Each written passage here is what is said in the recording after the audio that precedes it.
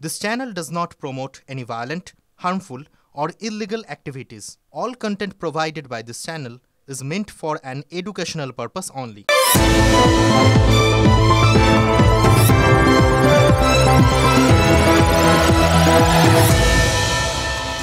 লেখা আছে পুঁথির পাতে, নেড়া যায় বেলতলাতে, নাহি কোনো ছন্দ তাতে, কিন্তু প্রশ্ন কবার যায়। সুকুমার রায়ের প্রশ্ন তো কঠিন প্রশ্ন, দেখতে সহজ, উত্তরটা খুব কঠিন। আমরা উত্তরটাতেই খুঁজছি, জানেন তো। এবং ঘটনা কি জানেন, উত্তরটা পেয়েও গেছি। এবার ন্যাড়া বা ন্যাড়ারা কতবার বেলতলায় যায় সেটা কিন্তু আমাদের কাছে এখন পুরো জলের মতো পরিষ্কার। যখন আমরা বুঝে গেছি, আপনাদেরও বুঝতে বেশি সময় লাগবে না, কারণ আমার তো দায়িত্ব আপনাদের সেটা ওই রকম করেই বুঝিয়ে দেওয়া, একদম জলের মতো। তবে তার আগে একটা কথা বলতে চাই আপনাদের। প্রশ্নের উত্তরটা কোনো পাঁজি পুঁথিতে লেখা নেই, জানেন তো। উত্তরটা আমাদের মধ্যে, মানে আমাদের নিজেদের মধ্যেই, বা আমাদের চারপাশে যারা আমাদের ঘিরে রেখে দিয়েছেন তাদের মধ্যেই লুকিয়ে রয়েছে।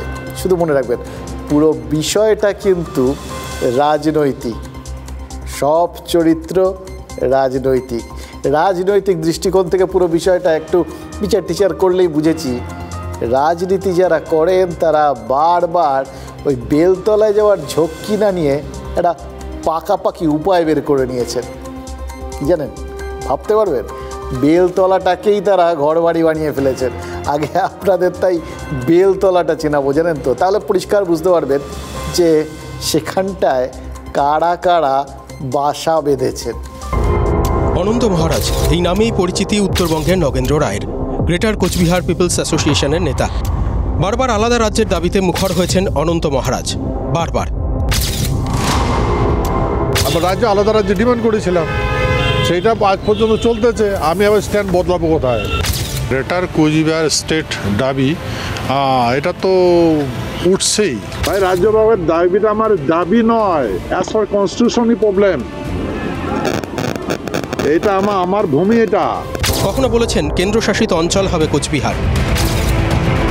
বিজেপি রাজ্যসভার সাংসদ হয়েছেন, চাহিদা পূরণ না হওয়ায় বিজেপিকে দূষেছেন। মোদ্দা কথা, বারবার বুঝিয়েছেন কোচবিহারের জন্য আলাদা সংসারই চাই তার। ভারতের গৃহমন্ত্রী ফোনে বলে দিয়েছে যে ইউটি হবে না।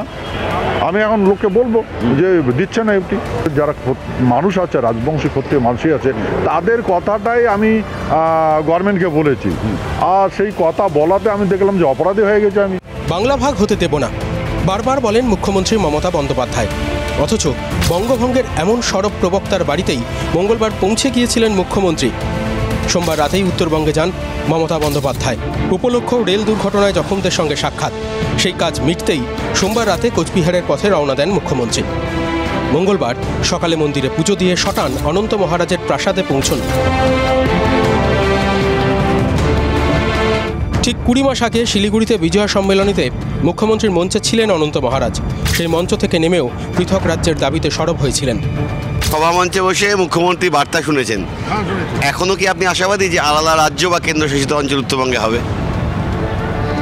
আর গভর্নমেন্ট করতে যাচ্ছে, এটা করতে যাচ্ছে, রাজ্য করতে যাচ্ছে, আর হবেই 100%। আপনারাও চাইছেন?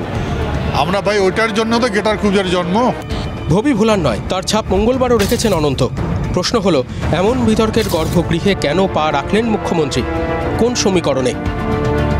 আছে দুঃখ, আছে মৃত্যু, বিরহ দহন লাগে, তবুও শান্তি, তবু আনন্দ, তবু অনন্ত জাগে। তার মানে দুঃখ, মৃত্যু, বিরহের পর যেটা জেগে ওঠে সেটা ওই অনন্ত।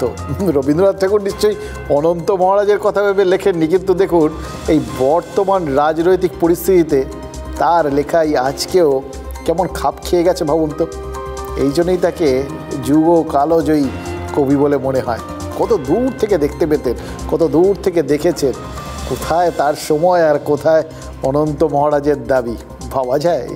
দেখুন, ভোট যুদ্ধ, প্রচার, জয় পরাজয়ের পর যা জেগে উঠেছে তা অনন্ত। মানে যিনি জেগে উঠেছেন তিনি অনন্ত মহারাজ, এই পৃথক কোচবিহার রাজ্যের দাবিদার। এটাই তার এক এবং একমাত্র পরিচয়। এটা নিয়ে মানে কোনো বদল নেই এই বিষয়টা আর কি। এমনিতে তার অনেকগুলো পরিচয় রয়েছে। তিনি বিজেপির রাজ্যসভার সাংসদ, আজ কোচবিহারে তার প্রাসাদে গিয়ে দেখা করেছিলেন তৃণমূল নেত্রী তথা পশ্চিমবঙ্গের মুখ্যমন্ত্রী। এবার গুয়া পান, উত্তরীয় এই সমস্ত দিয়ে মমতা বন্দ্যোপাধ্যায়কে বরণও করে নিয়েছেন অনন্ত মহারাজ। তখনই বুঝলাম এই অনন্ত মহারাজই হচ্ছে সেই বেলতলা যেখানে রাজনৈতিক দলগুলো বাসা বেঁধেছে। আর যেহেতু বিজেপির টিকিটে অনন্ত মহারাজ রাজ্যসভায় গেছেন, সেজন্যই তাকে হয়তো বিজেপির লোক ভাবার যথেষ্ট কারণ আছে।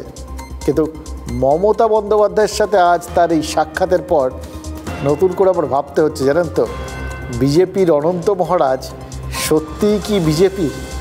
আমাকে এটা বলে আমি চিলারার মূর্তি বানিয়ে দিয়েছি, আমি নর্থবেঙ্গল ডেভেলপ করেছি, এই কথা বলছি বলে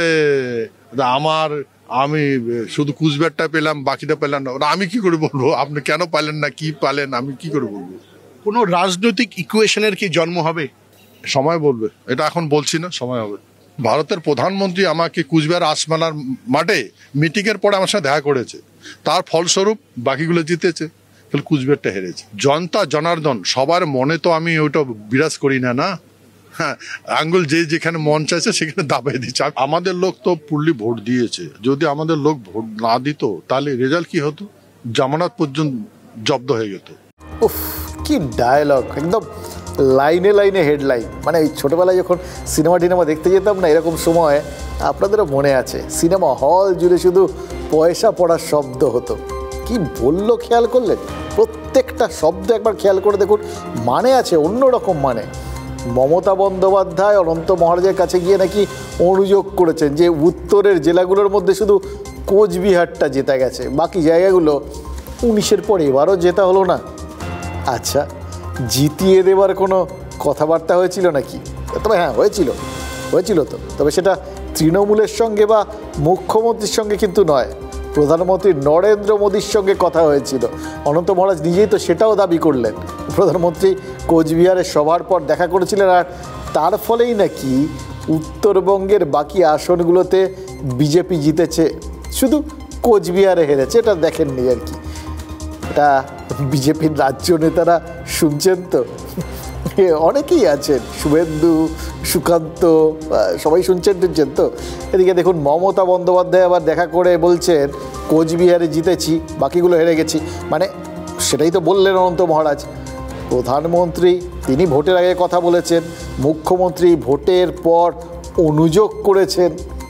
দুটো মাত্র জাস্ট তথ্য দিলেন অনন্ত মহারাজ, কিন্তু দুটো তথ্য দিয়েই নিজের দরটা কোথায় নিয়ে গেলেন খেয়াল করলেন? দর তো তিনি বাড়াচ্ছেনই, এবং একই সঙ্গে তৃণমূল আর বিজেপি দুটো দলকেই একদম স্পষ্ট বার্তা দিচ্ছেন। সোজা সবটা বক্তব্য, তাকে খাতির করলে জিতবে, আর তাকে খাতির না করলে জিতবে না। এবার এরকম যিনি পারেন একদম বলে বলে বলে বলে যিনি এতগুলো লোকসভার আসন জিতিয়ে দিতে পারেন, তার দরটা কত ভাবতে পারছেন? তিনি তো রাজবংশীদের নেতা। আমরা হিসেব কষে দেখেছি, রাজ্যে রাজবংশী ভোট রয়েছে 15% মতো। 30টা বিধানসভায় এই রাজবংশী ভোটটা কিন্তু ফ্যাক্টর। 2021-এ এই 30টা রাজবংশী বিধানসভার 21টাতে বিজেপি জিতেছিল, আর 9টা সিটে তৃণমূল। আর তারপর উপনির্বাচনে ধূপগুড়িটাও জিতে নিয়েছে তৃণমূল। কিন্তু সব রাজবংশী কি অনন্ত মহারাজের নির্দেশ অনুযায়ী ভোট দেন? অনন্ত মহারাজ বোঝানোর চেষ্টা করছেন, হ্যাঁ সেটাই হয়, তাই তো উত্তরবঙ্গে বিজেপি জিতেছে, এটাও তার দাবি। কোচবিহারে তৃণমূল জিতেছে, কিন্তু বিজেপির যে জামানত বাজেয়াপ্ত হয়নি, এটাও মোটামুটি প্রায় তার কৃতিত্বই বানিয়ে দিয়েছেন। এবং ভাবুন, মুখ্যমন্ত্রী প্রধানমন্ত্রীকে তিনি ভোটের ভগ্নাংশ দেখাচ্ছেন, আর একই সঙ্গে তার যে রাজবংশী অনুগামীরা তাদের দেখাচ্ছেন এই প্রধানমন্ত্রী আর মুখ্যমন্ত্রীকে। দেখো, আমার সঙ্গে প্রধানমন্ত্রী দেখা করেন, আমার কাছে মুখ্যমন্ত্রী আসেন, এসে অনুযোগ করেন, আর আমি রাজবংশীদের আসল নেতা, আমার কাছে সবাইকে আসতে হয়, আমি আলাদা রাজ্যের স্বপ্ন পূরণ করব। কত বড় একটা বার্তা! এই বার্তাটাই তো আসল। বার্তা না থাকলে কিছুই তো নেই। কারণ অনন্ত মহারাজ তো জানেন সেই রাজতন্ত্র নেই, আর রাজাও নেই যে বছরের পর বছর তিনি রাজা সেজে বসে থাকবেন, সিংহাসনে বসে থাকবেন। সিংহাসন একটা আছে, নিজেই বানিয়ে নিয়েছেন, প্রাসাদ একটা বানিয়েছেন, সেটাও ঠিক আছে, কিন্তু রাজত্ব সেটা তো ভার্চুয়াল, সেটা তো বানিয়ে নিতে হয়। তার জন্যই তো এই বাউন্ডারি হচ্ছে, বা সেটাকে ধরে রাখার যে একটা মোটামুটি চেষ্টা, সেটারই তো মাধ্যম হচ্ছে এই বার্তাগুলো। অনুগামীদের চোখে নিজের দরটা, মোদ্দা কথা হচ্ছে কিছুতেই পড়তে দেওয়া চলবে না। সে কারণে কিন্তু অনন্ত মহারাজ আলাদা রাজ্যের দাবিটাও প্রতিটা মুহূর্তে জাগিয়ে রাখছেন। এই বেলতলায় গেলে এই একটা বেল কোনো রাজনৈতিক দলের মাথায় পড়বেই পড়বে। আরও একটা জিনিস মনে হচ্ছে, ছোটোবেলার থেকে বাবা মায়েরা আমাদের শেখাতেন না, স্যারেরাও শেখাতেন যে আগুন ঠাগুন নিয়ে খেলা করতে যাবে না। আবার এটা আমরা দেখেছিলাম যে বাচ্চাদের ওই ছেড়ে দিলে একবার গিয়ে, তখন ওই হ্যারিকেন ট্যারিকেন ছিল আর কি, একবার যে হ্যারিকেনের ছ্যাঁকা খেয়েছে, আমরাও খেয়েছি, জীবনে কোনো দিন আর ওই হ্যারিকেনের কাঁচটায় হাত দেওয়ার দুঃসাহস করিনি।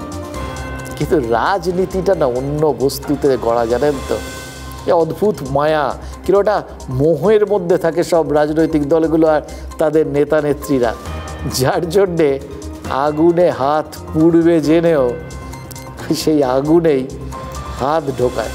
যেগুলো প্রতিশ্রুতি দিয়েছে বিজেপি গভর্নমেন্ট, একটাও কার্য করেনি, একটা বিন্দু মাত্র কোনো কার্যকরী করেনি। আমরা বললাম ঠিক আছে স্টেট দেন, তারপর আমাদের কনভিন্স করালো যে স্টেটের থেকে ইউনিয়ন টেরিটরিটা ভালো হবে, কারণ সেন্ট্রাল গভর্নমেন্ট ডাইরেক্ট এখানে ফান্ড দেবে। তারপরে ঠিক আছে আমাদের তাহলে ইউনিয়ন টেরিটরি দেন। তারপরে আমাদের বললো যে আমরা বর্তমান পাওয়ারে কম আছি, হ্যাঁ পাওয়ারটা দেন আমাদের। এটা করার জন্য আমরা বিধানসভায় ভোট দিলাম, রাষ্ট্রপতি হয়ে গেল, রাজ্যসভার সংখ্যাগরিষ্ঠ হয়ে গেল। তা এখন কি প্রবলেম? গৃহমন্ত্রী অমিত শাহকে আমি পার্লামেন্ট ভবনে ওনার অফিসে বলেছিলাম, সাহেব এইবার আপনি আমাদের এই ইউনিয়ন টেরিটরি যেটা কমিটমেন্ট হয়েছে সেটা আপনি এবার এই ইয়েতে করে দেবেন, হ্যাঁ অধিবেশনে করে দেবেন। উনি বলছে দেখতে হ্যাঁ, যখন দেখতে এসে হ্যাঁ আর কি বলবো, তো জনগণও দেখতে এসে। আমার বিশ্বাস এখানকার মানুষ যতক্ষণ এখানে সেপারেটিস্টের হচ্ছে না ততক্ষণ ছাড়ছে না, আর এটার জন্য যা করার এখানকার জনগণ সেটাই করবে, আমাকে সব বলেছে। আচ্ছা, কোচবিহারটা কি আসলে একটা স্যাম্পল, একটা ওয়ার্নিং, জাস্ট দেখিয়ে দেওয়া যে বেশি দেখলে কি হতে পারে? এখন তো জাস্ট কি করতে পারি সেটা দেখানোর জন্য একটা জায়গায় দেখালাম, আর যদি এর পরেও দেখার পরিস্থিতিটা আরও দীর্ঘায়িত হয় তাহলে কিন্তু গোটা পাহাড়ি অঞ্চল, উত্তরবঙ্গ পুরোটা, সব জায়গাতে আমরা কিন্তু এরকমই দেখিয়ে দেব। এই পরিস্থিতিটা কিন্তু বেশ গুরুতর এবং বেশ চাপের আর কি কারুর জন্য। তাই এই পরিস্থিতিতে দুটো কথা কিন্তু না বললেই নয়। প্রথমত, মমতা বন্দ্যোপাধ্যায়, নরেন্দ্র মোদী আর অমিত শাহ সম্পর্কে অনন্ত মহারাজ যা যা বলেছেন সেগুলো তো এক পেশে বক্তব্য। তৃণমূল বা বিজেপির তরফ থেকে এই তথ্যের কোনো সত্যতা কিন্তু স্বীকার করা হয়নি, কোনোদিন হবেও না। আর দ্বিতীয়ত, কেন্দ্রীয় সরকার চাইলেই কোনো রাজ্যকে ইচ্ছে মতো ভাগ করে দিতে পারে না। সংসদের 2 কক্ষে সংখ্যাগরিষ্ঠতা থাকলেও পারে না। যে রাজ্যকে ভাগ করা হবে তার বিধানসভায় এই প্রস্তাব ভোটাভুটির মাধ্যমে পাশ করাতে হয়। উত্তরপ্রদেশ, মধ্যপ্রদেশ, বিহার যেগুলো একটু ভাগ হয়েছে সেগুলো তো এভাবেই হয়েছে, এভাবেই তো অন্ধ্রপ্রদেশও ভাগ হয়েছে। আর পশ্চিমবঙ্গের দিকে তাকিয়ে দেখুন, এখানকার বিধানসভার যে দুটো মূল দল তৃণমূল আর বিজেপি, দুটো দলই তো রাজ্যভাগের বিরোধী। পাশটা করবে কে? প্রস্তাবটা আনবে কে? বঙ্গ বিজেপির একাংশ মাঝে মধ্যে উত্তরবঙ্গকে আলাদা রাজ্য করার একটা দাবি তোলে, মানে জাস্ট তোলার জন্যে তোলে, কিন্তু রাজ্য নেতৃত্ব তাতে অনুমোদন দেয় না। মানে ওপাশ থেকে তোলা হয়, এরা এখান থেকে চেপে দেয়। মোদ্দা কথা হচ্ছে দেওয়াটা সম্ভবও নয়, জানেন তো। এই বিধানসভায় রাজ্যভাগের প্রস্তাব তোলার তো একটাই মানে হয়, জেনে বুঝে আত্মহত্যা করা। সেটা বিজেপি নিশ্চয়ই করবে না। এদিকে অনন্ত মহারাজ তিনি আবার নাচরবান্দা, বিজেপিকে তিনি স্পষ্ট বার্তা দিচ্ছেন। এই যে কোচবিহারে ভোটের যা ফল হয়েছে সেটা ট্রেলার, ওই বললাম জাস্ট একটু দেখিয়ে দিয়েছেন, স্যাম্পল দিলেন একটা। গোটা উত্তরবঙ্গে এরপর কিন্তু বিজেপির স্বপ্নভঙ্গ হতে পারে। কি আর করবেন, তারও তো শাঁখের করাতের মতো অবস্থা। জানেন, বুঝছেন কি বলছেন, তো বলতে তো হবে। রাজবংশীদের আলাদা রাজ্যের স্বপ্ন দেখিয়ে নেতা হয়েছেন, প্রাসাদে থাকেন, এবার বাঘের পিঠে তো চেপে গেছেন। বাঘ নামলে বাঘ খাবে, আর বসে থাকা সেটা তো মহাঝক্কির ঝামেলা। এবার আলাদা রাজ্য আনতে না পারলে রাজবংশীরা তাকে নেতার নাও মানতে পারে। এই বস থাকলে, এই দাবি ধরে বস থাকলে তাকে কিন্তু কনস্ট্যান্ট এই কখনো প্রধানমন্ত্রী, কখনো মুখ্যমন্ত্রী, কখনো বিজেপি, কখনো তৃণমূল, এই করে একটা ব্যালেন্স গেম খেলে যেতে হবে, না হলে আবার পড়ে যাবেন। আর পড়ে গেলেই ওই বললাম, রাজবংশীরা তাকে নেতা নাও মানতে পারে, বাঘ খেয়ে নিতে পারে। আর এর উদাহরণ তো তার সামনে রয়েছে, কাছাকাছি রয়েছে। পাহাড় এই কারণেই তো সুভাষ ঘিসিংয়ের রাজ্য পাট গেছে। সুভাষকে সরিয়েছিলেন বিমল গুরুং, তাকে সরিয়েছেন বিনয় তামাং। মোদ্দা কথা হচ্ছে, যারাই এই রকম বাঘের পিঠে একবার চেপেছেন, এসেছেন গেছেন। কোচবিহার থেকে পাহাড় কিন্তু খুব বেশি দূরে নয়। অনন্ত মহারাজ নিশ্চয়ই খবর টবর পান, জানেন তো। তৃণমূল সম্ভবত আশা করছে যে অনন্ত মহারাজ রেগে গিয়ে বিজেপির যাত্রা ভঙ্গ করবেন। উত্তরবঙ্গে বিজেপির যে শক্তিশালী বেস তৈরি হয়েছে, অনন্ত নিজেই সেটা ভেঙে দেবেন। আর উত্তরবঙ্গ বিজেপি যদি কোনো কারণে হাতছাড়া করে, উত্তরবঙ্গে যদি একবার চোট খায়, তাহলে লাভ তাদের তৃণমূলের, যেটা হয়েছে ধূপগুড়িতে।